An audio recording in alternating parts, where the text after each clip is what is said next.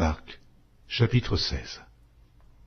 Lorsque le Shabbat fut passé, Marie de Magdala, Marie, mère de Jacques et Salomé, achetèrent des aromates afin d'aller embaumer Jésus. Le premier jour de la semaine, elles se rendirent au sépulcre de grand matin, comme le soleil venait de se lever. Elles disaient entre elles, « Mais qui nous roulera la pierre loin de l'entrée du sépulcre ?» Et, levant les yeux, elles aperçurent que la pierre, qui était très grande, avait été roulée. Elles entrèrent dans le sépulcre, virent un jeune homme assis à droite, vêtu d'une robe blanche, et elles furent épouvantées. Il leur dit, « Ne vous épouvantez pas, vous cherchez Jésus de Nazareth, qui a été crucifié. Il est ressuscité. Il n'est point ici. Voici le lieu où on l'avait mis. Mais allez dire à ses disciples et à Pierre qu'il vous précède en Galilée. C'est là que vous le verrez, comme il vous l'a dit. » Elles sortirent du sépulcre et s'enfuirent. La peur et le trouble les avaient saisies. Et elles ne dirent rien à personne à cause de leur effroi. Jésus, étant ressuscité le matin du premier jour de la semaine, apparut d'abord à Marie de Magdala, de laquelle il avait chassé 7 démons. Elle alla emporter la nouvelle à ceux qui avaient été avec lui et qui s'affligeaient et pleuraient.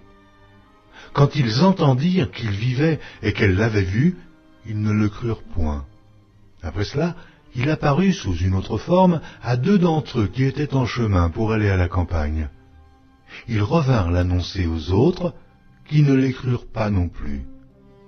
Enfin, il apparut aux 11, pendant qu'ils étaient à table, et il leur reprocha leur incrédulité et la dureté de leur cœur, parce qu'ils n'avaient pas cru ceux qui l'avaient vu ressusciter. Puis il leur dit, « Allez par tout le monde, et prêchez la bonne nouvelle à toute la création. Celui qui croira et qui sera baptisé sera sauvé, mais celui qui ne croira pas sera condamné. Voici les miracles qui accompagneront ceux qui auront cru.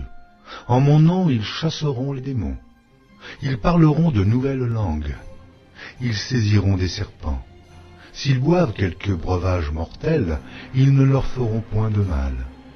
Ils imposeront les mains aux malades, et les malades seront guéris. » Le Seigneur, après leur avoir parlé, fut enlevé au ciel, et il s'assit à la droite de Dieu.